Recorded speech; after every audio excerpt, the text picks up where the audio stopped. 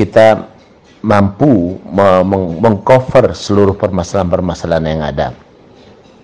Dan memang kebutuhan semua masyarakat itu akan berbeda-beda, maka perlu ada sebuah kebersamaan di antara kita. Proses di PKS itu sudah berjalan beberapa bulan yang lalu, tinggal diperintahkan untuk mensosialisasikan diri, kemudian setelah itu akan diukur oleh partai, dan partai kemudian memutuskan. Assalamualaikum warahmatullahi wabarakatuh. Kembali lagi Ranah Kini. Partai Keadilan Sejahtera atau PKS Kota Bukit Tinggi, Sumatera Barat, raih 20% suara di pemilihan legislatif 2024. Di mana artinya?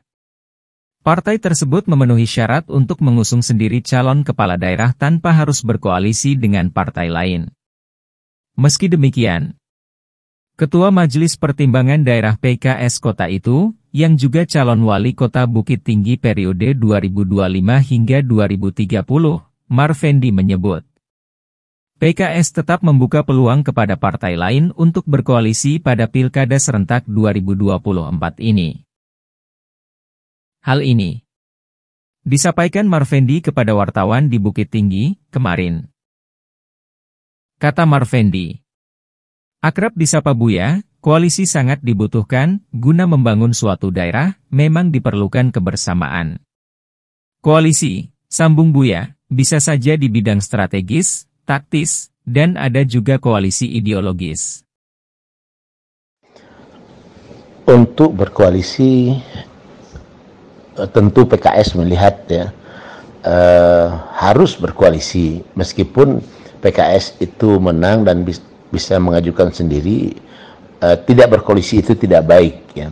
Jadi mau tidak mau kita harus memperlihatkan kita harus bisa berkoalisi dan harus membuktikan bahwasanya kita akan membangun Bukit Tinggi ini bersama untuk semua, bukan hanya untuk sekelompok orang, bukan hanya untuk sekelompok level, tidak gitu.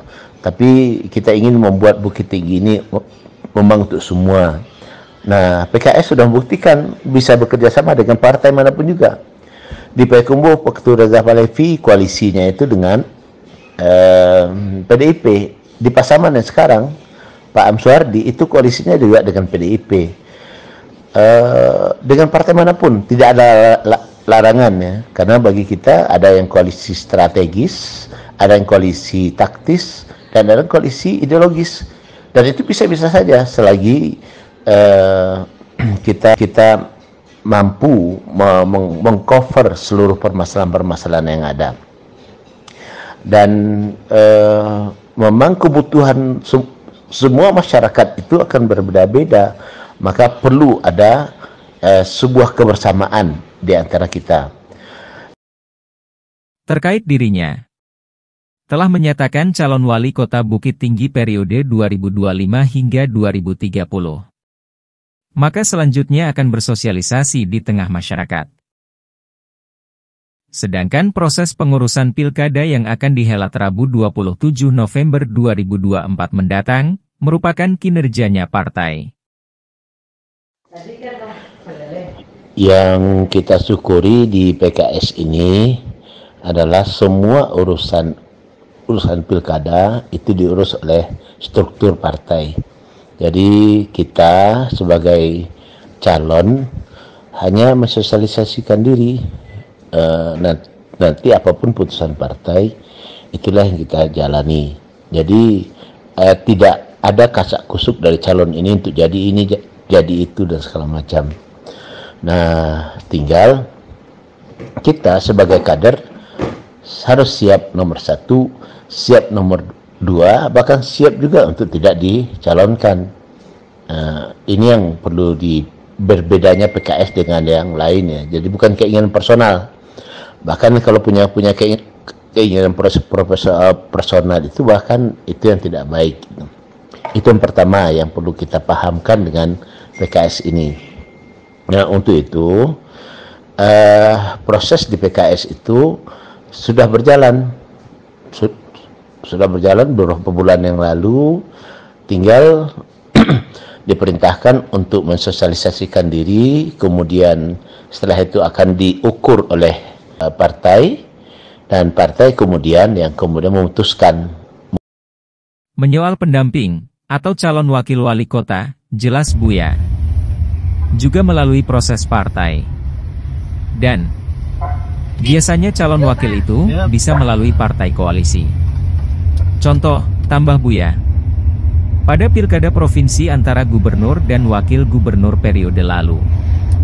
Kala itu, wakil gubernur yang mengusung partai bergabung bersama PKS. Alhamdulillah kalau PKS dengan diam-diam begitu sudah memproses beberapa orang calon dan sudah ada yang sampai DPW, sudah ada yang sampai di DPP. Tentu nanti DPP, DPW akan mengkaji secara utuh ya apa-apa saja yang kemudian memutuskan apakah koalisi dengan partai mana. Kemudian tentu yang sangat penting itu adalah calon pendamping itu nanti itulah yang kemudian membawa partai itu untuk bisa bergabung dengan PKS, berkoalisi dengan PKS, sehingga secara bersama kita buktikan mestinya seperti di Padang, Pak Mahyaldi ketika dengan Pak M. Zalmi yang mengambil membawa PAN, dengan Audi sekarang Pak Audi yang membawa P3 untuk bergabung gitu. Sehingga kompak kita hendaknya untuk bisa berjalan ke depan. Proses di PKS demikian.